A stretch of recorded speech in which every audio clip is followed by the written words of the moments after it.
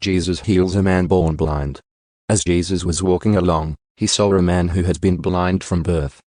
Rabbi, his disciples asked him, why was this man born blind? Was it because of his own sins or his parents' sins? It was not because of his sins or his parents' sins, Jesus answered. This happened so the power of God could be seen in him. We must quickly carry out the tasks assigned us by the one who sent us. The night is coming, and then no one can work. But while I am here in the world, I am the light of the world.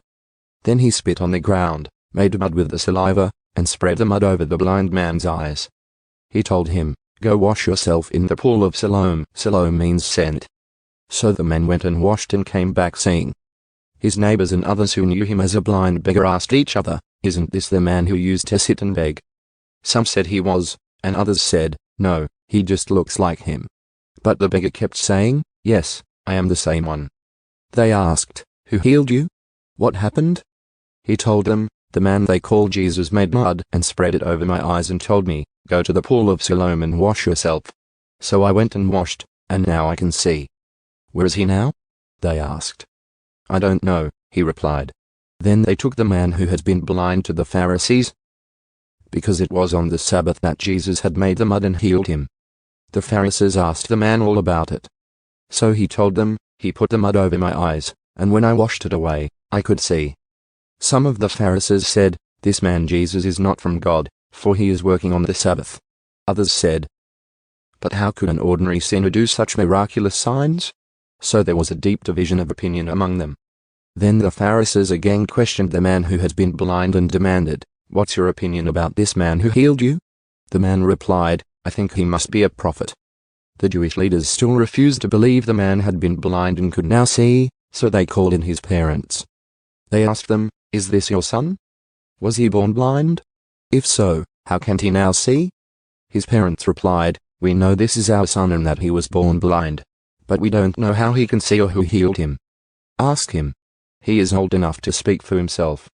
His parents said this because they were afraid of the Jewish leaders, who had announced that anyone saying Jesus was the Messiah would be expelled from the synagogue.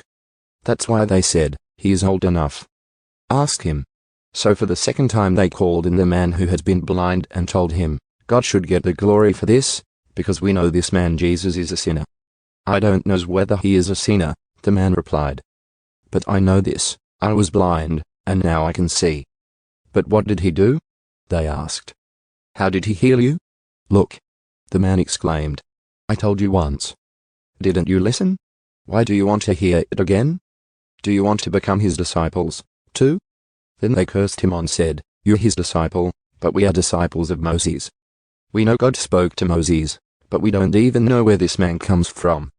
Why, that's very strange. The man replied. He healed my eyes, and yet you don't know where he comes from? We know that God doesn't listen to sinners, but he is ready to hear those who worship him and do his will. Ever since the world began, no one has been able to open the eyes of someone born blind. If this man were not from God, he couldn't have done it. You were born a total sinner. They answered. Are you trying to teach us? And they threw him out of the synagogue. Spiritual blindness. When Jesus heard what had happened, he found the man and asked, do you believe in the Son of Man?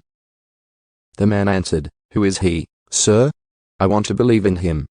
You have seen him, Jesus said, and he is speaking to you. Yes, Lord, I believe. The man said. And he worshipped Jesus.